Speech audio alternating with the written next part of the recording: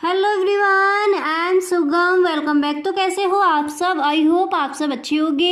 स्वागत है आप सभी का आपकी अपने एसपी स्टडी यूट्यूब चैनल पर। तो गाइस, आज हम आपको बताने वाले हैं इकोनॉमिक्स का पूरा पेपर देने से पहले आपने इस वीडियो पर क्लिक किया, बहुत ही अच्छी बात है। सारे आपको क्वेश्चन मैं आपको बताने वाली हूँ कि इस बार के बोर्ड एग्जाम में किस तरह के क्वेश्चन आएंगे, कौन कौन से क्वेश्चन आपके आ सकते हैं, ठीक है, कौन कौन से क्वेश्चंस की आने की संभावना है।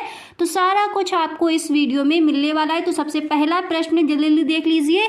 पूरी वीडियो में आपको बहुत ही फास्ट पढ़ाने वाली हूँ क्योंकि टाइम आपके पास बिल्कुल भी नहीं है। जितने भी क्वेश्चन मैं आपको बता रही हूँ आप स्क्रीनशॉट ले सकते हो या फिर आप नोट कर सकते हो अभी से, और सारे आप एक बार पढ़ लीजिए, ठीक है। पेपर देने से पहले पूरी वीडियो देखिए, अच्छे से पढ़ लीजिए, उसके बाद आप बोर्ड एग्जाम देने जाओगे। तो पहला प्रश्न है कि अर्थव्यवस्था की परिभाषा दीजिए। तो देखिए, मैं पूरा पढ़ के नहीं बता रही हूँ, इस तरह से आप हेडिंग डालोगे अर्थव्यवस्था की परिभाषा, उसके बाद आप इस तरह से लिख कर आओगे। आप देख सकते हो, आप खुद पढ़ सकते हो, ठीक है, आप पढ़ लीजिए। इसके बाद देखिए नेक्स्ट प्रश्न आप ये वाला तैयार कर लीजिए। उत्पादन की स्थिर लागत से क्या तात्पर्य है? ओके, इसको देखिए इस तरह से आप हेडिंग डालोगे उत्पादन की स्थिर लागत, फिर जो यहाँ पर मैंने ये लिखा है इस तरह से आप लिख कर आओगे। समझ आ रहा है? अब इसके बाद है कि अगला प्रश्न अतिलघु उत्तरीय प्रश्न में आप ये देख लीजिए, ये भी आपका बोर्ड एग्जाम में आ सकता है कि बाजार का अर्थ लिखिए, ठीक है। तो आप लिखोगे बाजार का अर्थ, फिर उसके बाद आपको ये लिख देना बाजार शब्द से तात्पर्य किसी विशेष स्थान से लगाया जाता है जहां वस्तु के क्रेता व विक्रेता एक भारी मात्रा में एकत्रित वस्तुओं का क्रय विक्रय करते हैं। ओके, इसके बाद थोड़ा आपको यहाँ पर और लिख देना है, देखिए। फिर इसके बाद आप लिखोगे, देखिए इसके बाद आपको लिखना होगा कि परंतु, ओके, परंतु अर्थव्यवस्था में बाजार शब्द से तात्पर्य व्यापक रूप से है। अर्थशास्त्र में बाजार का अर्थ किसी स्थान विशेष से लगाया जाता है जहां क्रेता व विक्रेता एक भारी संख्या में फैलकर वस्तुओं को क्रय विक्रय करते हैं तथा उनके बीच पूर्ण रूप से स्वतंत्र प्रतियोगिता पाई जाती है, बाजार कहलाता है या फिर बाजार कहलाती है। ओके, इसके बाद देखिए अब नेक्स्ट प्रश्न है कि मांग का नियम क्या है, इसको आप तैयार कीजिए। तो देखिए इस तरह से आप इसका आंसर लिख के आओगे, आप हेडिंग डालोगे मांग का नियम। पूरा मैं पढ़ा चुकी हूँ, दोबारा से देख लीजिए, ये प्रश्न आपके इंपॉर्टेंट है, तो पूरी वीडियो आप जल्दी से देख लीजिए, ठीक है। तो देखिए इस तरह से इसका आंसर आप लिख कर आओगे। समझ आ रहा है? आई होप आपको दिख रहा होगा अच्छे से। आप एक बार वीडियो को रोक रोक कर आप देख सकते हो और पूरा पढ़ सकते हो, ठीक है, कि मांग का नियम क्या है। तो मांग का नियम क्या है, इस तरह से आप हेडिंग डालोगे, इस तरह से इसका आंसर लिख कर आओगे। ये आपके अतिलघु उत्तरीय प्रश्न है। इसके बाद देखिए आपको कौन कौन से प्रश्न तैयार कर लेने हैं, अब वो हम आपको बता रहे हैं, ठीक है। इसके बाद देखिए आप ये वाला प्रश्न तैयार कर लीजिए, व्यष्टि अर्थशास्त्र को परिभाषित कीजिए। ये सारे आपके अभी अतिलघु उत्तरीय प्रश्न में ही हम आपको बता रहे हैं। तो व्यष्टि अर्थशास्त्र को परिभाषित कीजिए, तो इस तरह से आप हेडिंग डालोगे माइक्रो इकोनॉमिक्स, और फिर इसमें आप इस तरह से लिख कर आओगे। इतना क्लियर हो गया? इसके बाद देखिए जो नेक्स्ट है वो आपको तैयार कर लेना कि कीमत रेखा क्या है, प्राइस लाइन क्या है।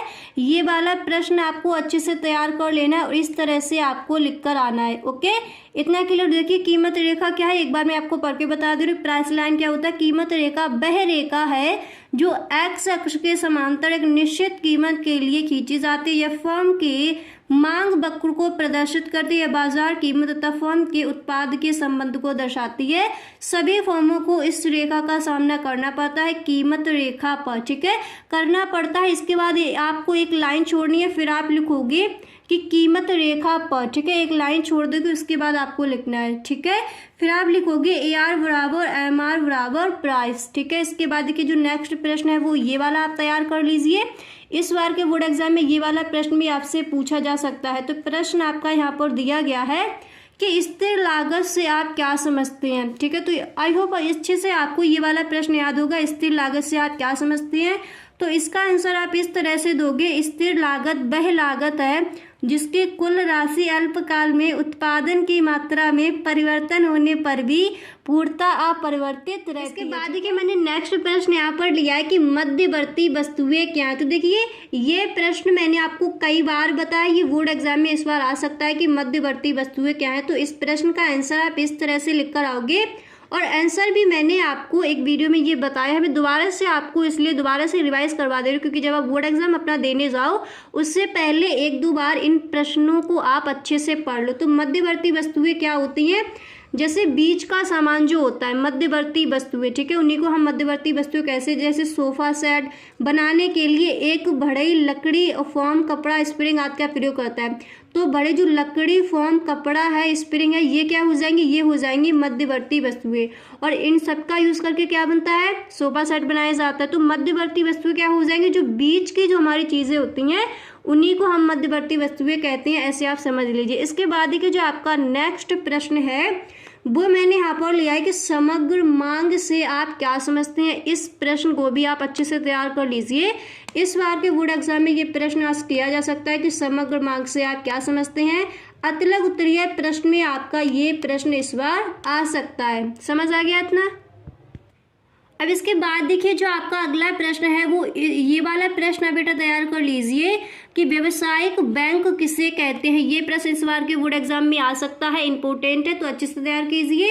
व्यावसायिक बैंक किसे कहते हैं, तो इस तरह से आपको हेडिंग डाली है व्यावसायिक बैंक, और फिर इसके बाद आपको एक लाइन छोड़नी है, फिर उसके बाद आप लिखते जाओगे व्यावसायिक बैंक वह संस्था है जो लोगों के लिए लाभ कमाने के उद्देश्य से लोगों की जमा स्वीकार कर उन्हें उनके बदले में निवेश देती है तथा व्यावसायिक बैंक मुद्रा व साख का व्यापार करती है, व्यावसायिक बैंक कहलाती है। इसके बाद देखिए जो आपका नेक्स्ट प्रश्न है वो मैंने यहाँ पर रखा है। देखिए आपका नेक्स्ट प्रश्न दिया गया कि खुली अर्थव्यवस्था से क्या अभिप्राय है। ओके, प्रश्न आपका है कि खुली अर्थव्यवस्था से क्या अभिप्राय है, तो आप हेडिंग डालोगे खुली अर्थव्यवस्था। उसके बाद आपको ये लाइनें लिखकर आनी है, इसका आंसर इस तरह से आप लिखकर आओगे। समझ आ गया इतना। अब इसके बाद देखिए आपको लघु उत्तरीय प्रश्न कौन सा तैयार कर लेना कि तैरती विनिमय दर से आप क्या समझते हैं। जो ये वाला प्रश्न है ये आपको लघु उत्तरीय प्रश्न में तैयार कर लेना है। आप इस तरह से हेडिंग डालोगे तैरती विनिमय दर, उसके बाद ये देखिए जो मैंने लिखा है इस तरह से आपको लिखना है। ठीक है, आप एक दो बार वीडियो रोककर देख सकते हो और इसको पूरा एक बार पढ़ लीजिए, उसके बाद आप बोर्ड एग्जाम देने जाओगे। ठीक है, बोर्ड एग्जाम में इसके बाद आप बैठोगे। पहले इस वीडियो को अच्छे से आप देखिए कि कौन कौन से प्रश्न आपको एकदम से दोबारा से रिवाइज कर लेनी है। ओके, अब देखिए बेटा इसके बाद यहाँ पर देखिए थोड़ा और लिखा है, ये भी आप देख लीजिए। ये जो आपका प्रश्न है कि तैरती विनिमय दर से आप क्या समझते हैं, इसी का ये आंसर यहाँ पर दिया गया है। इसके बाद देखिए जो आपका नेक्स्ट प्रश्न है वो आपको ये तैयार कर लेना है वस्तु विनिमय प्रणाली क्या है, इसकी क्या कमियां हैं। तो इस तरह से हेडिंग डालोगे वस्तु विनिमय प्रणाली, उसके बाद ये देखिए दो चार लाइनें आपको लिखनी है। इसके बाद जो आपके अर्थशास्त्री हैं कि एस.जे. थॉमस के अनुसार वस्तु विनिमय से तात्पर्य वस्तु से प्रत्यक्ष विनिमय ही वस्तु विनिमय कहलाता है। इस तरह से आप लिखोगे इसकी डेफिनेशन।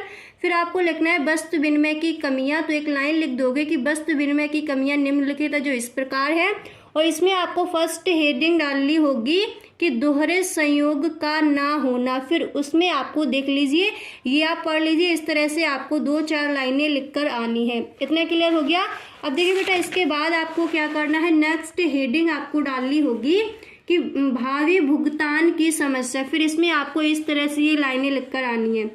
इसके बाद देखिए जो आपका नेक्स्ट प्रश्न है वो आपको ये तैयार कर लेना है बजट के उद्देश्यों को समझाइए। ये भी आपका लघु उत्तरीय प्रश्न ही है, तो इस तरह से आप हेडिंग डालोगे बजट के उद्देश्य। इसके बाद आपको फर्स्ट हेडिंग यहाँ पर डालिए आर्थिक विकास को प्रोत्साहन। इसके बाद देखिए सेकंड हेडिंग आप डालोगे, फिर देखिए ये लाइनें आप एक दो बार पढ़ लीजिए, अच्छे से याद हो जाएंगे अभी आपको। आर्थिक स्थिरता, ठीक है, ये हेडिंग आपको डालिए। फिर आप ये लाइनें देखिए, इनको आप एक दो बार पढ़ लीजिए। ठीक है, तो इनमें से आप कुछ तो लिखकर आ सकते हो। ओके, इस तरह से आप लिखकर आओगे। इसके बाद आप देखिए नेक्स्ट हेडिंग डालोगे रोजगार का सृजन। ठीक है, उसमें फिर आप इस तरह से लिखोगे कि बजट का उद्देश्य है कि उसे रोजगार का सृजन करना चाहिए। इस तरह से आपको लाइनें लिखकर आनी है। इसके बाद जो आपका अगला प्रश्न है वो मैंने यहाँ पर लिया कि 1929 की महामंदी का वर्णन कीजिए। तो 1929 की महामंदी, इस तरह से आपको ये प्रश्न मैंने आपको कई बार बताया है कि जब मैं आपको बताती थी कि वेरी मोस्ट इम्पोर्टेंट क्वेश्चन कौन कौन से हैं, तो उसमें मैंने ये प्रश्न कई बार बताया कि 1929 की महामंदी का वर्णन। तो देखिए 1929 की महामंदी का वर्णन आप इस तरह से करोगे। इतना पूरा समझ आ गया आपके कि कौन कौन से प्रश्न अभी से आपको रिवाइज कर लेने हैं, तो ये प्रश्न आप अच्छे से कर लीजिए। ओके, इसके बाद देखिए जो नेक्स्ट प्रश्न है वो आप इसको तैयार कर लीजिए कि अनादिमान यानी तटस्थ वक्र क्या है। ठीक है, तो इसको आप तैयार कर लीजिए। इस तरह से आप हेडिंग डाल के आओगे अनादिमान वक्र। उसके बाद आपको इस तरह से आंसर लिख कर आना है। ये पूरा मैं आपको पढ़ा चुकी हूँ, दोबारा से आपको रिवाइज करा दे रही हूँ। तो इस तरह से आप लिख कर आओगी। लाइनें आपने देख ली, इस तरह से आपको इस प्रश्न का आंसर देना। देखिए अनादिमान और तटस्थ वक्र क्या है, प्रश्न आपको इस तरह से आस्क किया जाएगा। तो एक ही चीज़ है, तटस्थ वक्र या फिर अनादिमान। ओके, इस तरह से इसका आंसर आप लिखोगे। इतना क्लियर हो गया। अब इसके बाद देखिए जो आपका अगला प्रश्न है वो आपको ये तैयार कर लेना कि वस्तु की मांग को प्रभावित करने वाले प्रमुख कारणों का वर्णन कीजिए। ठीक है, तो इस प्रश्न को भी आप तैयार कर लीजिए। इस बार के बोर्ड एग्जाम में ये प्रश्न आपका आ सकता है कि वस्तु की मांग को प्रभावित करने वाले प्रमुख कारणों का उल्लेख कीजिए। तो देखिए इस तरह से आप इसका आंसर लिख कर आओगे। आई होप आपको पूरा दिख रहा होगा। तो इस तरह से आप लिखोगे। हेडिंग आपको इस तरह से डालनी है, इस तरह से सेकंड हेडिंग डालोगे और पहले आप एक लाइन लिखोगे कि वस्तु की मांग को प्रभावित करने वाले मुख्य कारण निम्नलिखित हैं। ओके, इस तरह से आपको लिखना। आई होप आपको ये तो समझ आ गया कि किस तरह से आपको करना है। अब इसके बाद देखिए जो आपका नेक्स्ट प्रश्न है वो मैंने यहाँ पर लिया है। देखिए आपका नेक्स्ट प्रश्न यहाँ पर दिया गया है कि मांग की लोच को निर्धारित करने वाले कारणों को लिखिए। ये प्रश्न कई बार पूछा गया है और इसको आपको बहुत ही अच्छे से तैयार कर लेना। ठीक है, तो वो वाला जो प्रश्न अभी मैंने आपको बताया था तो उसमें आपको देखिए ये हेड के भी देख लेनी है। ठीक है, मुद्रा की मात्रा में परिवर्तन, इसमें आपको इस तरह से लाइनें लिखनी है। आय में परिवर्तन, उसमें आप इस तरह से लाइनें लिखोगी। जनसंख्या में परिवर्तन, उसमें आप इतना लिख दोगी। ओके, अब देखिए जो नेक्स्ट प्रश्न है बेटा इसको आप अच्छे से देख लीजिए। मांग की लोच को निर्धारित करने वाले कारणों को लिखिए। तो इस तरह से देखिए आप कारण को लिख कर आओगी। इस तरह से आपको हेडिंग डालू है वस्तु की प्रकृति, सेकंड हेडिंग डालोगे वस्तु की कीमत, इसके बाद थर्ड हेडिंग डालनी है आय समूह, इसके बाद आपको फोर्थ हेडिंग डालनी होगी यहाँ पर धन के वितरण का प्रभाव। और इसमें जो हमने लाइनें लिखी हैं यही लाइनें आपको अच्छे से याद कर लेनी है। इतना क्लियर हो गया। अब इसके बाद देखिए जो आपका नेक्स्ट प्रश्न है वो मैंने यहाँ पर लिया है। देखिए आपका जो नेक्स्ट प्रश्न है वो दिया गया है कि बजट क्या है, ये कितने प्रकार के होते हैं। ठीक है, बजट क्या है, ये कितने प्रकार के होते हैं। तो ये जो आपका प्रश्न है ये आपका विस्तृत उत्तरीय प्रश्न में पूछा जा सकता है। ठीक है, तो इस तरह से आप हेडिंग डालोगे बजट और फिर उसके बाद जो मैंने यहाँ पर लिखा है इस तरह से आप लिख कर आओगे। एक बार रिवाइज कर लीजिए, अच्छे से आपको याद हो जाएगा। ठीक है, बजट के संगठक, इस तरह से हेडिंग डालनी है। तो लिखना है बजट के दो प्रमुख संगठक है, बजट प्राप्तियां, बजट व्यय। इसके बाद देखिए आप डालोगे जो आपका फर्स्ट है बजट प्राप्तियां, वही आपको डाली है बजट प्राप्तियां। इसमें आप दो लाइन लिख कर आओगे। इसके बाद आप देखिए सेकंड हेडिंग है बजट व्यय, तो यहाँ पर आप डालोगे बजट व्यय। तो बजट व्यय में इस तरह से आप लिखोगे, फिर लिख दोगे कि राजस्व व्यय, पूंजीगत व्यय। इसके भी दो भाग होते हैं, दो भागों में इसको भी बांटा गया है बजट व्यय को। राजस्व व्यय, पूंजीगत व्यय, तो हेडिंग डाली है फर्स्ट राजस्व व्यय, उसमें आपको इस तरह से ये लाइनें लिख कर आनी है। क्लियर हो गया यहाँ तक। अब इसके बाद देखिए ये प्रश्न कई बार पूछा गया है बोर्ड एग्जाम में। मैंने भी ये प्रश्न आपको कई बार बताया कि भारतीय रिजर्व बैंक के प्रतिबंधित कार्यों का वर्णन कीजिए। तो इस तरह से हेडिंग डालोगे भारतीय रिजर्व बैंक के प्रतिबंधित कार्य। और यहाँ पर देखिए मैंने यहाँ पर आपके लिए लिख कर भी रखा है। इस तरह से आपको इस प्रश्न का आंसर लिख कर आना है। देखिए इस तरह से आप इसका आंसर लिख के आओगे कि रिजर्व बैंक जनता से ब्याज पर रुपया स्वीकार नहीं कर सकता। जो भी आपके पॉइंट है आप देख लीजिए, इस तरह से आपको लिख कर आनी है। अब इसके बाद देखिए जो नेक्स्ट प्रश्न है कि 1929 की महामंदी का वर्णन, मैंने आपको बता दिया है ये प्रश्न, तो इसको तो बताने की ज़रूरत है नहीं। तो इतने आपको प्रश्न तैयार करने हैं इस बार के बोर्ड एग्जाम के लिए। ओके, तो गाइस आज के लिए बस इतना ही। मिलते हैं नेक्स्ट वीडियो में। आई होप आपको वीडियो अच्छा लगा होगा। अगर वीडियो अच्छा लगा है तो इस वीडियो को एक लाइक करें।